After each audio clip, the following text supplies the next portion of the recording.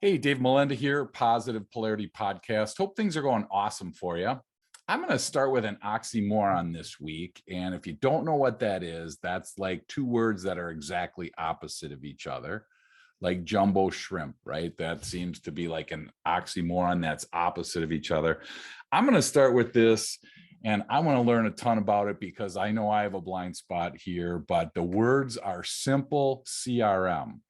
And usually the CRMs that I've seen are so complicated that they just make people's lives miserable. So I found somebody that's got a simple solution. We're going to hang out. We're going to learn more about it. We're going to see if this is something that is helpful. We're also going to talk about some sales things. I am honored to be hanging out with Reuben Swartz. How are you today, sir? Great. Thanks for having me, Dave. No worries. And you actually have a company called Memoran. That's right. And so fill us in on what that company is. Well, basically, it's the CRM that I wished I'd had when I was a sales and marketing consultant for Fortune 500 companies. And the irony was, we were really good at helping our clients, thank goodness, because we got referrals, we got repeat business, we got referred to word of mouth and all that. But I wasn't very good at actually doing sales and marketing for my own firm. Okay. And the big mistake I made was trying to mimic what my very successful clients were doing.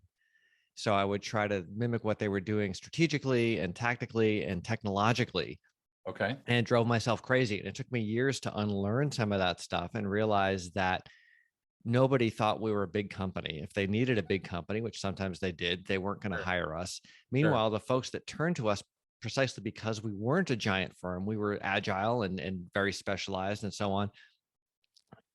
Sometimes they would come to our website or look at something we had produced where we were trying to look like a big company and say, well, wait a second, I thought these guys were like the SEAL Team 6, but they look like just another big rolling army here. What's going on? Sure. So it took me a long time to kind of unpack everything and realize that, one, it's exhausting to try to be someone else. It's Yeah. not very much fun. And that people actually wanted to buy, the people who were great clients for us wanted to buy from us, not from companies 100 or 1,000 times our size. So why are we pretending? Why are we going through this dance? And over time, I ended up accidentally building a tool set, a CRM designed for solo consultants who are Okay. not spending all day selling, right? That they want to spend most of their time serving clients. They don't really Sure. like sales and marketing. It feels kind of icky to them, feels inauthentic. So how can we do that in a way that they actually get to continue their mission of service while they're doing business development, so they don't feel icky and they can kind of do it in their spare time? It's not necessarily a full-time thing or where they have a big team to do it. So that's the long-winded answer of Sure. how I got here and what I'm trying to help people with, because I don't want people to go through the suffering that I went through for years unnecessarily, thinking that sales and marketing had to suck and it was some kind of necessary evil. Well, that's interesting because I was actually just on a Zoom call last night with some entrepreneurs that were going through college, and I'm helping out a college with some entrepreneur training. And we got into the sales piece of it. And it's funny because how many people in third grade raised their hand and said, when I grow up, I want to be in sales. Right. I mean, like you said, you in your whether you do or not, you kind of said sales is icky, and probably a lot of people think that, and which is unique because I think accounting's icky because I spent my whole life selling. And then when I got, my own business, I'm like, oh my gosh, I don't like accounting. Have someone else do it. Right. So the interesting thing though, is from the CRM perspective, what, first of all, does CRM stand for, just for the world to, have it on record from you? That's probably the really important question, right? It's customer relationship management. And it's this category of tools that really kind of came into being in the late 90s. And in this millennium has been Salesforce is probably the big company that everyone's heard of. Sure. And Salesforce is an absolutely amazing tool. You can make it do anything you want. And I know from trying to use it multiple times myself, it drove me up the wall Yeah. because not that it's a bad tool, but it's not the right fit for me. Right. Sure. It's designed for a big sales team. And most CRMs are designed for the VP of sales to try to keep track of what their sales reps are doing, so they can see if they're going to hit their numbers. And then Sure. the VP of sales and the sales reps play a sort of cat and mouse game where the sales reps don't really like using the CRM. So they do as little as possible. And it's a whole song and dance. when you're in business for yourself and you are the sales rep and the VP of sales and the customer service person Right. and this and that, right? You're Yeah. wearing all these hats. It's a whole different game. So I wanted something that would just let me kind of keep everything straight and keep me sane and keep me focused on having conversations with people and relationships Sure. instead of keeping track of all this data all over the place. Sure. So what's the difference, Ruben, if I'm, listening, or quite frankly, for me, who has probably a glorified spreadsheet and that is my CRM, that's how I keep in contact with my customers. What's the difference between what you're using or what you created and that, for somebody that, is interested in understanding more about your CRM? It's a great question. And I'd love to give like the 5-second answer that really crystallizes it. And I don't have that because it's a lot of little things. So I Sure. think the big thing is it starts from the needs of a solo professional services person. So you're a consultant, a coach, a lawyer, an accountant, somebody like that. Maybe you have Sure. an assistant or something like that, but it's really you, your firm, you're the sales and marketing engine behind it, such as that Right. engine is. So one, we don't want to overwhelm ourselves with a ton of stuff that I would need if I was keeping track of 100 or 1,000 salespeople. So they'll just get rid of all that. Two, I Sure. want to make it do as much for me as possible. So I want it to get me leads. I want it to tell me who to talk to next. I want to make it really easy to have that conversation. I want it to track my referrals.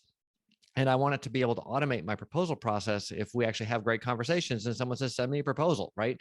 Like let's just take care of all that so that I can spend my time focusing on the relationships and on the actual work. Now there's some other things that happen here, again, where you're not dealing with a big enterprise CRM where the VP of sales says, hey, Reuben, here's the sales playbook and all our positioning and tactics and so on. There's actually a mission and positioning wizard inside the tool to make sure that you're laying out what your positioning is, what dent in the universe you're trying to make. Because Sure. what I find is a lot of these folks are scared to tell the world how awesome they are. If you talk to them, you get them going, you're like, wow, you know more about accounting for horse ranches than anyone I've ever met. And I'm excited. Like, I don't even know anything about that, but your passion just infects me. But if you go Sure. to their website or their LinkedIn profile, it's all like just boring crap.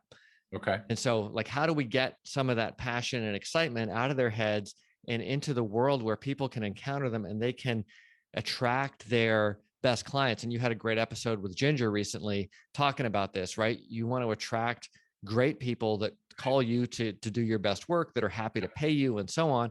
Well, if you have really lame positioning, that's not going to help very much. And then it's also got something where you can connect with other users Okay. and create your own little Peloton kind of leaderboard where it just shares how many conversations are you having. Because if you're having conversations, good things are going to happen. But if you start with, I don't really like sales, I don't like picking up the phone, and I'm by myself, so I'm not really accountable to anybody. Yeah. It's really easy to kind of like make that New Year's resolution to go to the gym and then stay on your couch. Sure. But if all your buddies are going to the gym and you can see what they're doing, Oh, okay. then it kind of encourages you to just pick up the phone and have those conversations. Wow, that's cool. So I wrote a couple things down that really I think a lot of people are interested in. When you said get me leads, I my blind spot on CRMs, here in this case, Ruben, is probably thinking that it only, it's the information that I put in, but it really doesn't do anything once it's there.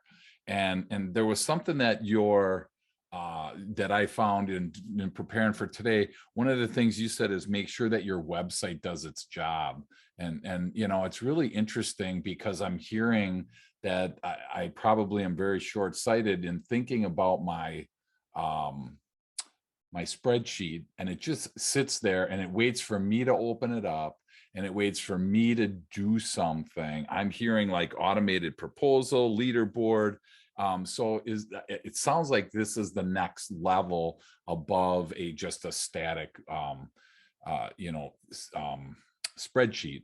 And so is that helping me? It sounds like it's really going to help me, not just capture data and sit there and wait for me to do something with it. Am I on the right track on that? That's absolutely right. And I think it's funny because what you're saying about your spreadsheet in many ways applies to really fancy enterprise CRMs as well. They're designed to tell you, they're a database of where things are at right now, Okay. which is great. Like that's important to know where things are. But the Sure. thing that always frustrated me, it's like, why do I have to do everything? Can't the computer do some stuff for me? Right? Sure. Like it's really smart at certain things, much better than I am. Let's Okay. let the computer do the things that it's good at. And let's also try to leverage some of what we've got in our heads to do some of the work for us via the computer. So, for example, you talked about the website. When I was a consultant, I tried various things, getting leads off my website, and I always ended up frustrated. And I know that so many other consultants are in that situation. We're like, no one does business via the website. It's just there to show that I exist. Sure. And I think it's true that people don't buy really expensive customized consulting services by clicking add to cart, but they can Right. start that relationship. Sure. And so the website does have a single job, which is to get you leads. And it took me years to figure that out. Right. And like I said at the beginning, I'm here to help spare people from the pain that I went through. If your Sure. website is not getting you leads, it's not doing its job. So let's fix that. And Okay. that's one of the reasons that the CRM tool has lead gen capability built in, because it's like, well, let's take some of your awesomeness, use that to help the people that you help via content that you can embed on your website. And then that's going to turn visitors into leads. And just as importantly, those leads into conversations, because that's where the magic actually happens. Okay. Yeah. And I saw that on there. You have visitor turns into a lead, lead turns into a conversation, and then a conversation turns into a sold deal. So I have to say that I'm pure learning, probably more than anybody, because I have that exact same thing where I just saw today for last month's traffic, let's say. And again, I know there's so many different words, but let's just say for the sake of the conversation, 100 people saw a website or my website in a month. I can say that I cannot actually point to any of those 100 that actually did something, other than they might have cruised around. I mean, no one bought a book, no one bought a disc assessment, nobody left a comment. So I feel like I'm falling into that spot of my website's not doing its job. So I guess you're saying that you have this CRM that is somehow linked. I mean, this stuff is all linked together then, I'm assuming, right? Yeah. So you can basically create what we refer to as a lead magnet. It's content designed to help your ideal audience that they're going to get in exchange for giving you their email and maybe their phone or some other info. But think Okay. of it as basically email. And the idea is we're going to help them solve their big burning problem. It's almost like we're putting ourselves out of business, Okay. if such a thing were possible. And I think people get nervous about this. They're like, I don't want to give away my secret sauce. And I know I had that fear too. Sure. But I think it's kind of like, I like to use the analogy of building a deck because everyone can understand it, whether or not you're a carpenter. But it's like, if I want to build a deck and I go do some research and I find some great carpenter site and it's like, hey, here's the 28 steps to build a deck. I grab the lead magnet and I start doing it. If I can run through steps 1 through 28 and never call him, I would have been a nightmare client anyway, right? Because we're just going to argue all the time. But if it's me, I'm going to like step 1, measure, step 2, remeasure, step 3, go to Home Depot. And by step 5, I'm going to be lost, right? Who am I going to call? I'm going to call that guy who clearly knows all the nuances of putting together a deck. And so it's the same thing for whatever anyone's particular area of genius is. This is what we live for, right? We want to help people solve these kinds of problems. And of course, we want to get paid for it when we have clients, but there's no harm in us handing some of this wisdom to folks and making the world a little bit better in the way that only we can, really. And in exchange, we're going to end up with some conversations. And I think this is one of the frustrations that I had with typical CRMs. It's like they'll give you a way to do this, but it's a little clunky. And then they'll send someone a PDF that the person can't read on their phone, and you'll get a notification that they read it or that they requested it, but they have no idea what happened. You were with a client all day. By the time you get back and you try to call them, it's all gone. So in my system, it'll tell you when they request it. It'll also tell you when they go back and read it again. So if they read it next week or next month or whatever, you have another chance to pick up the phone and have a very natural conversation that isn't a sales conversation. It's like, oh, hey, tell me about the deck you want to build. Right. And it's just a really easy, fun conversation between two people who care about decks. Yeah. So I think from the visitor to the lead spot, I mean, I feel like we get visitors And I think that if I look at LinkedIn and I see some of the posts with, all this activity that happens, I feel like that if that was in and of itself your goal, then you were successful. But I'm seeing like a bridge or a gap, I should say, that doesn't have a bridge from somebody with a visitor status to where it's actually a lead or a conversation. That gap seems to be pretty wide. And I feel like a lot of people miss that, making that connection there. And they're happy that there's activity on their website, like me. They're happy when you post something and you get 100 people or 1,000 or whatever your number is of people looking at that. But it seems like it becomes really oblivious quick, Reuben, on how to actually turn that into something viable. So are you involved in that connection from a visitor to the lead to the conversation? Is that part of what you get involved with? Yeah, and that's what the lead magnet capability is all about. Okay. So I think what happens is people either they err on one side or the other. The pendulum swings either to, I don't want to be salesy, so there's nothing really to do on my site other than subscribe to my newsletter or contact me or whatever. Sure. Or it's like some hard sell, buy this stuff now. Yep. And Okay. if I'm a stranger coming to someone's site, I'm not interested in subscribing to your newsletter yet. And I'm not interested in buying your stuff, but I'm here because I want to solve a problem. I want to build my deck or whatever it is. So if you're like, here's the thing that tells you how to build the deck, and that's the beauty of the web, what, based on what page they're on, what they're likely interested in. Gotcha. Okay. So you can, you probably you want your your homepage to have an anchor lead magnet that's going to target your ideal prospect with the big problem you help them with, but you might have different lead magnets on other pages based on, well, if they're here, they're not looking for a deck, they're looking for roofing for the covering their deck or whatever it is, right? You can adjust it based on what they know. So that when I come in as visitors, like, oh, that's the thing that I care about, right? Like I have blog posts about different things you should do when you're writing proposals. And then at the bottom, it's like, do you want my fill in the blank proposal template? And so a lot of people are like, yes, I'm struggling with writing proposals. I'd love a fill in the blank proposal template. That sounds great. Right. Okay. But if I was like, hey, buy my proposal automation software, they're like, I'm not ready for that. Gotcha. Okay. Wow. So there's these steps, and I'm just making myself vulnerable, and I'm probably speaking for a lot of people on, the call today. I'm not hearing or seeing that transition. I'm seeing a lot of, here's a bunch of information. Like you said, subscribe to the newsletter. That's my big call to action, or call me, or whatever these things are, but they're really not doing anything. I mean, it's almost like a disservice to the prospect, I guess, because they're there for a reason, and nothing worse than them having to, jumble around at 10 different pages to try and figure something out.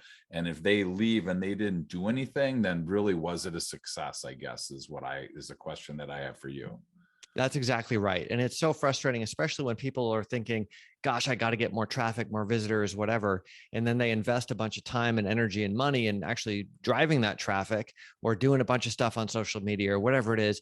And they still aren't getting the leads. And so they see those vanity metrics go up. Oh, I have more visitors, I have more engagement or whatever. And now there are businesses where that makes sense, but the professional services business, they're built on relationships and conversations. It's not built on page views. Yeah. So we need to serve people so that they actually come into our orbit and we can start having conversations with them.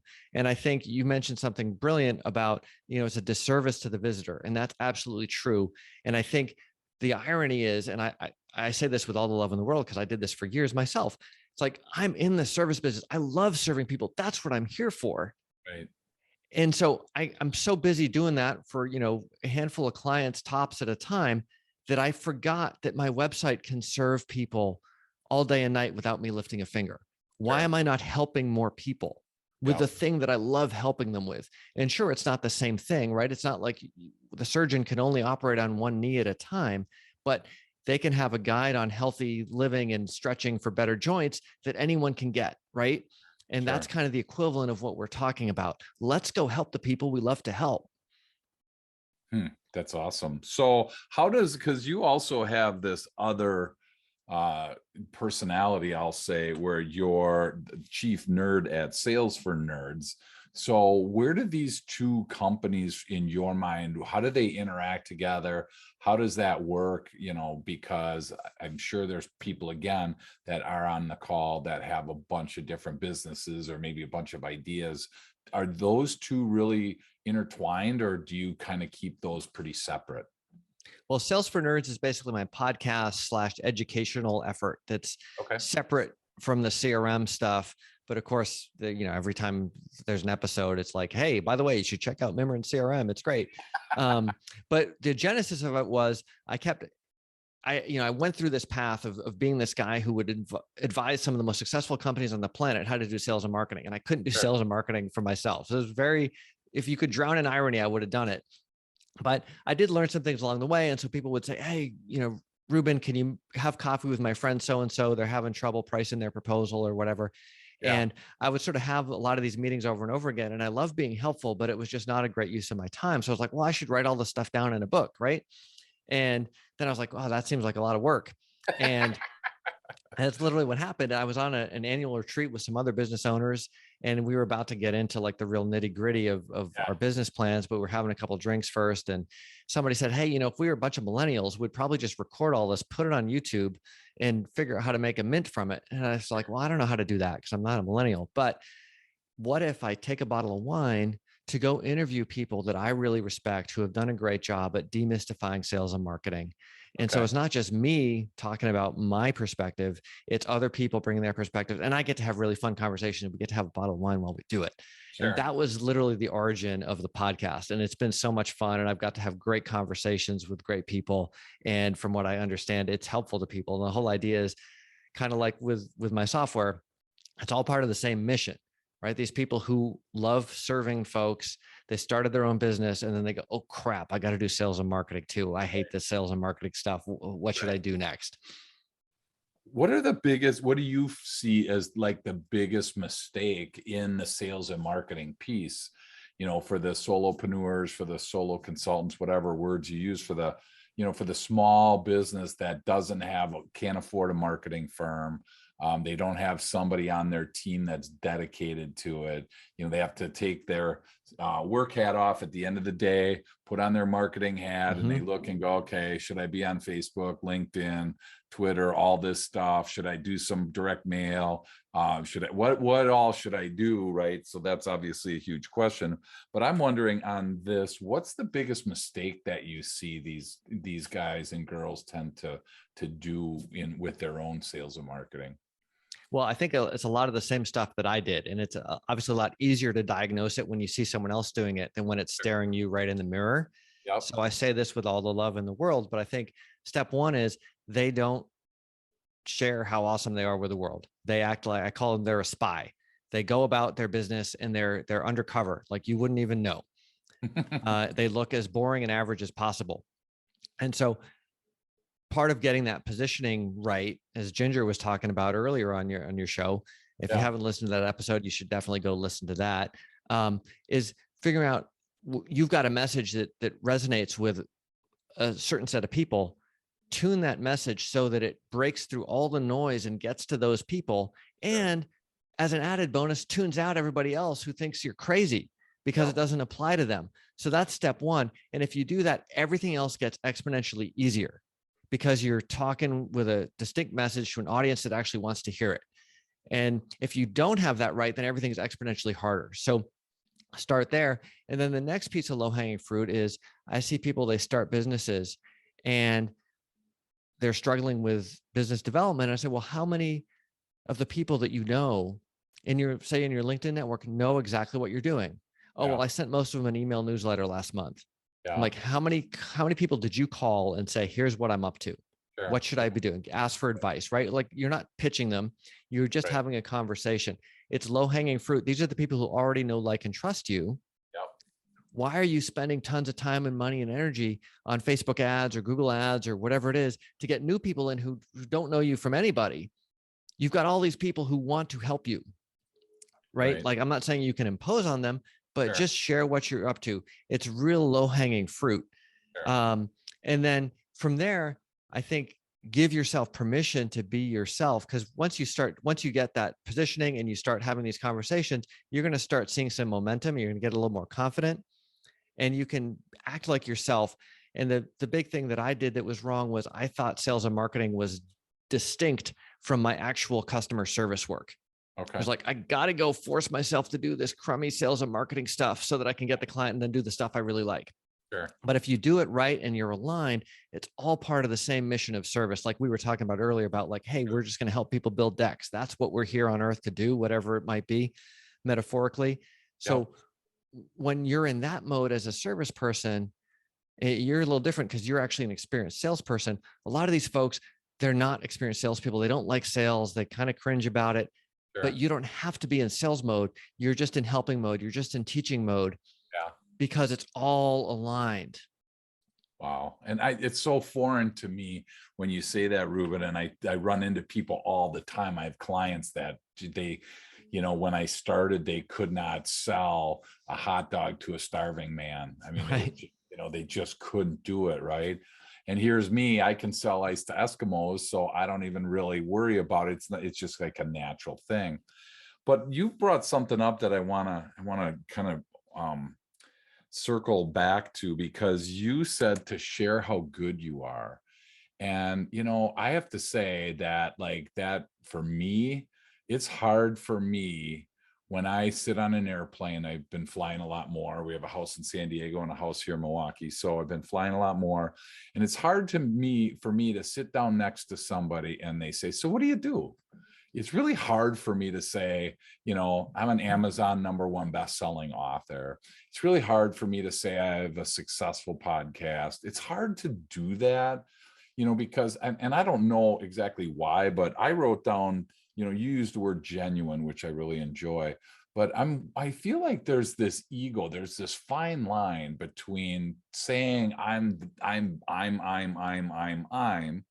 and trying to be humble about it or genuine about it. So do you have any encouragement for people that might struggle with that are listening? Because I just don't know how to overcome that excuse me, that concept of, I don't want to sound like, I'm the best and, and you should buy everything from me, whatever. It just feels awkward. So any thoughts on that? I'm really glad you brought that up, because as soon as you started asking that question, I was like, I didn't draw a good distinction there, right? Because I did say, hey, you got to tell the world how awesome you are. But that doesn't mean you brag and say, I'm so awesome, right? The people who do that are very questionable, right? No one believes that. Right. But the example I used earlier about the accountant for horse ranches or whatever it is, or the guy building decks, they're not saying I'm the best accountant for horse ranches in Texas. They're just talking about the things that a horse rancher should be paying attention to. And it comes through in how they talk about their clients' problems, how good they are. Okay. So you don't have to say, I'm the best. You say, I help people grow their businesses via podcasts, via books, via whatever. I help horse ranchers save more money and spend more time actually riding, whatever it is. Sure. And as you go through, there's a big difference between somebody who says that and they've got the years of experience and the depth of knowledge and the belief and they give a damn about it, versus to someone who's like, I attended this get rich quick scheme on a Facebook group and I'm just putting some BS out there trying to make a quick buck. Yeah, I've been doing this for 2 weeks. Right. Well, and it's just hard. I mean, I want to be myself, to your point. I want to be myself because that's what people are buying as a coach, consultant, trainer, whatever. They're buying you. So they either like you or they don't. And I get that, most people I think the statistics are within 10 seconds, your brain is saying, hey, I either really like this person or I don't. And if your brain says, I like this person, then it's spending its time reinforcing why. So now I'm trying to find more good about this person because I really like this person. You and I jump on a call and I'm like, man, I really like Reuben. And so I'm starting to find reasons why, oh, he's this and oh, he's involved in the sales thing. And, all of a sudden I'm building that case. And that's what happens in the brain.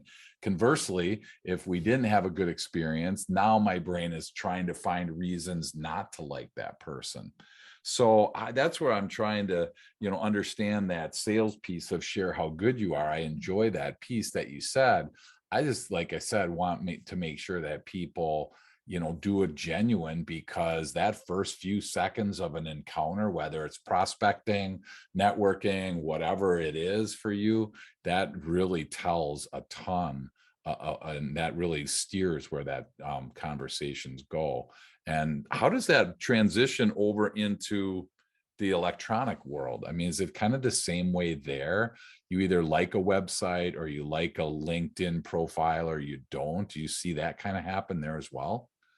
Yeah, I think so. And I think online attention spans are even shorter if that's somehow possible. And I Sure. think the mistake a lot of people make, and again, I made this mistake too, it's sort of being generic and corporate, especially when you're in business by yourself. And as you say, people are buying you or they're not.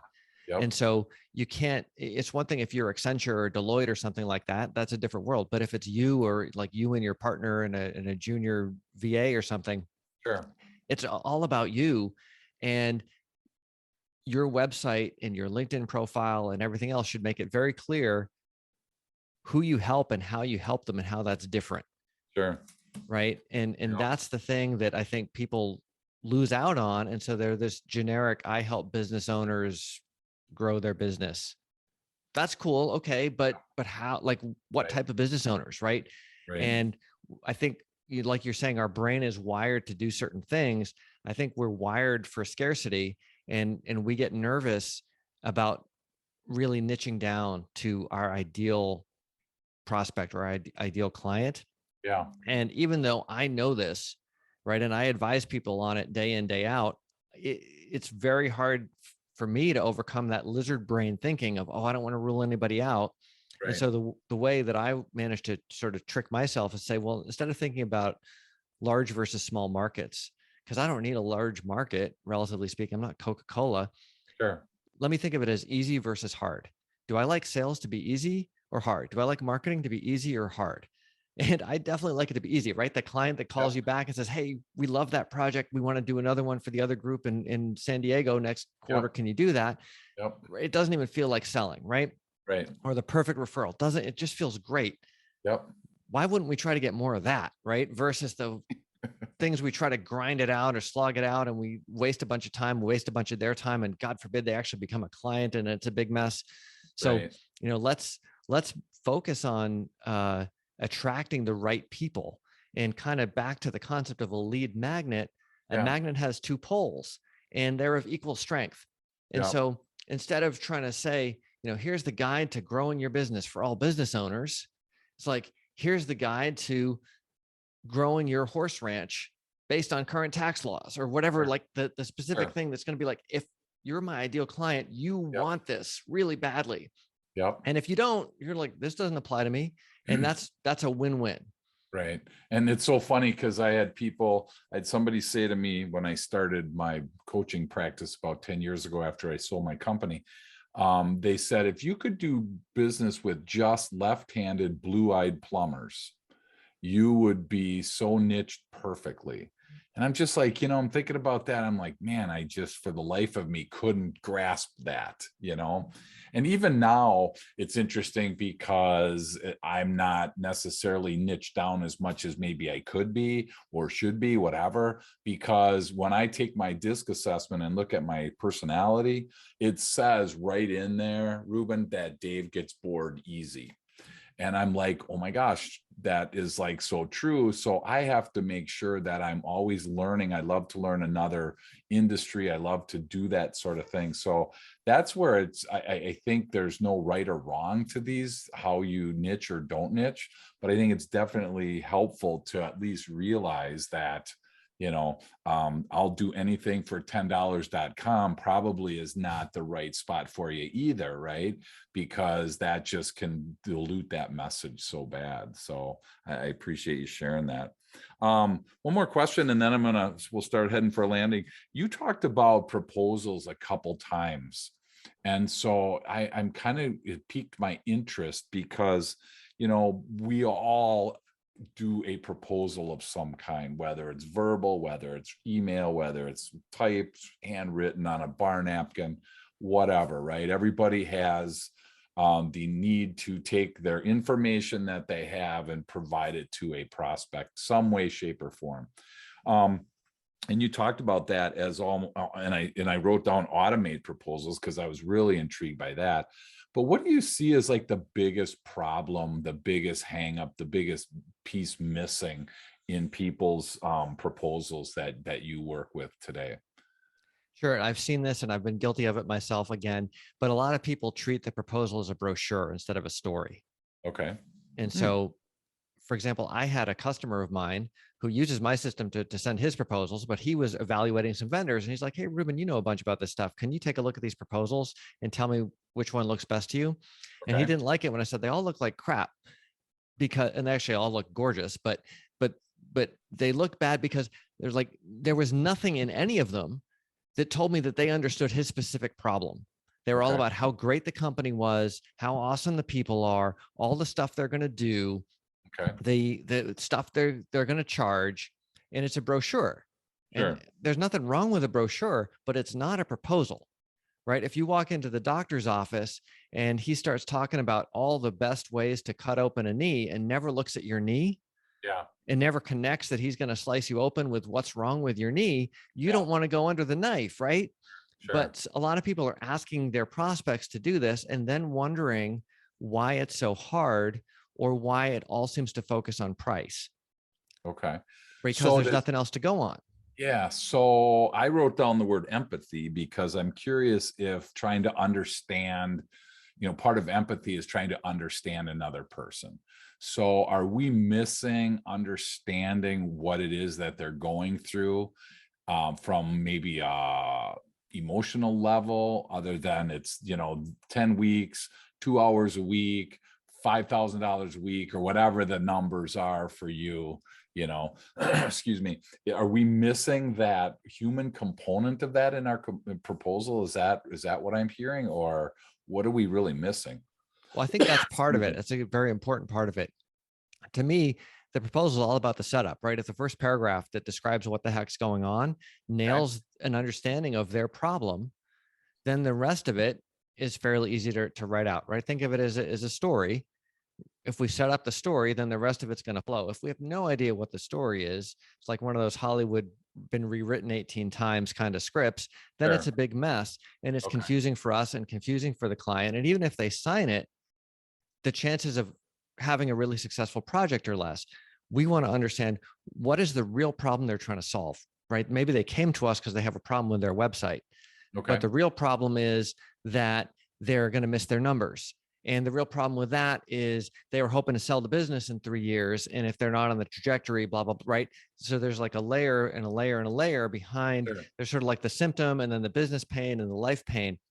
Okay. And I don't think we're not trying to interrogate them so we can, needle them. We're trying to interrogate them so that we want to work really hard to actually solve their real problem. The worst thing is we bust our butts. And even if we get paid and pick up the check, everyone's dissatisfied Yeah. somehow because Sure. we solved the symptom, but we didn't really cure the disease. Right. So let's make sure that we understand what's really going on. And I like to think of it as when I was trying to impersonate a salesperson and I would sort of read my script of questions and it was all awkward, kind of like you would say, like if you pick up in the first few seconds, if someone's a little off, it just Yeah. doesn't go well. But if Yep. I forgot I was in a sales meeting, I was just like, I'm just talking to Dave, like a couple of buddies working on a Yep. problem together, right? Yep. Would really get into it and it would go great. There'd be great energy and I would really know what the deal was. And then I could feel completely confident saying, I'm going to fix Dave's real problem Sure. versus I don't know how many people listening right now have gotten asked, hey, can you send me a proposal? And you're like, yes, great. And then you get to writing it and you're all nervous and anxious because you don't really know what to put yet. Yeah. Yeah. Well, if you ever get asked that, I mean, yeah, there's so much sales stuff we could go into at that spot, right? I mean, if you're that deep in and you're getting them to ask for a proposal, so many people, Reuben, think I got one, right? Yes, and a lot of times that's just an easy way to get you out of their office. Mhm. It's an easy way to get free consulting. Mhm. There's a lot of reasons why. So it's interesting. And I have to say I'm going to start listening to Sales for Nerds podcast because it sounds like a really great spot to to hone your sales, skills on a weekly basis. So cool. Well, a couple questions and I'm gonna let you go. I want to know Reuben's tip of the week for anyone listening. We maybe covered it, maybe we didn't, but for somebody that's like, man, I gotta walk away with something here that is, concrete that I can do right away tomorrow in my next appointment or in my next hour of work. What would be a tip of the week for that person? I would say pick 5 to 10 people that you have meaning to talk to, that you haven't talked to in a while, that you're just kind of like, oh man, it's been a while, I feel awkward. And just pick up the phone and call them. And they can be, past clients or partners, they can be friends, family, whomever it is, just folks that you really should reconnect with. Just do that. And you're going to have an amazing week, and make that a habit, and really amazing things will happen.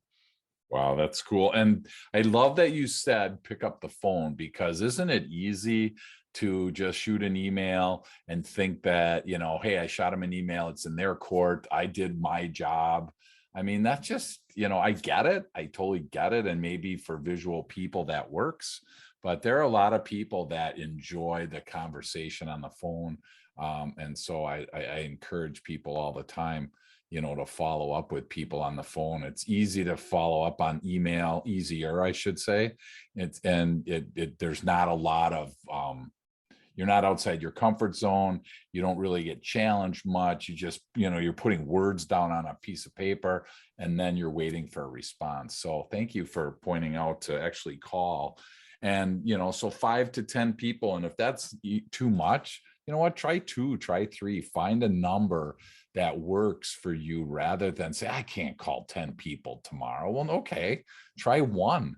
I mean, could you make 1, 90-second call a day, or maybe it turns into 5 minutes? I mean, God forbid that a 90-second call turns into a 10-minute call with a customer prospect and it goes somewhere, Right. I mean, it's like, man, if you tell me that tomorrow I'm going to call a guy and he's going to buy something, I mean, who's not going to make that call, right? So I think that's totally cool. So, and for people listening who are like, well, Dave's a sales guy, of course he's going to say that. I am not a sales guy. I am the technology person, the introvert who loved that I could use email and other technological things to avoid picking up the phone. Yeah. Terrible mistake. Just trust me on this. You will not regret it. Even if you say, I'm not that kind of person, because all human relationships are built on conversations, and email doesn't really count.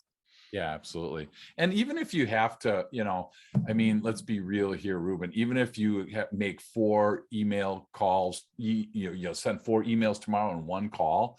I mean, my gosh, it's at least stepping in the right direction. That's right. Be real with it.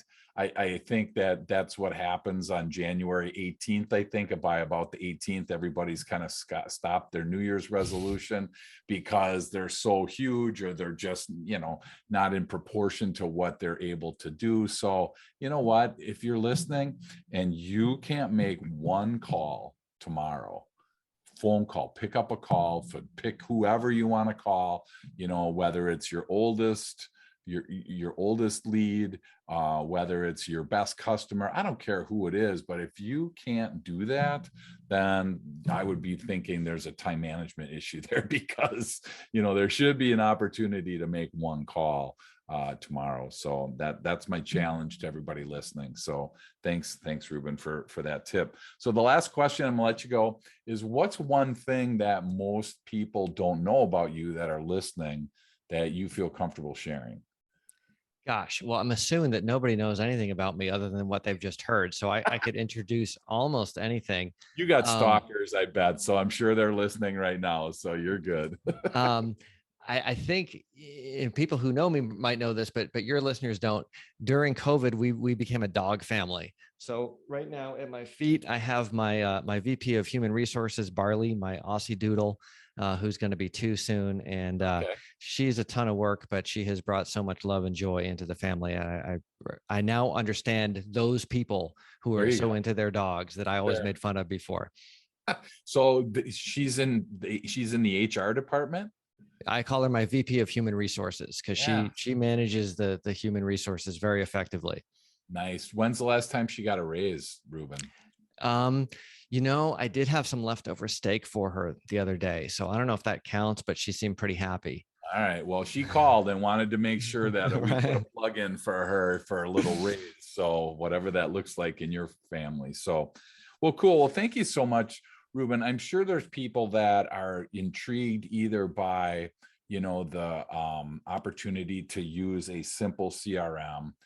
Maybe they want to learn more about the Sales for Nerds podcast. What's the best way for people to get in contact with you after listening to us today? Sure. You're welcome to email me, Reuben@mimiran.com. That's REUBEN at MIMIRAN.com. Of course, you can just go to mimiran.com and check out the CRM. Find me on LinkedIn. I think I'm one of the few Reuben Swartzes there. And the podcast is at salesfornerds.io or wherever you listen to your favorite podcasts. Awesome. And it's MIMIRAN.com, correct? That's right. Yes, awesome.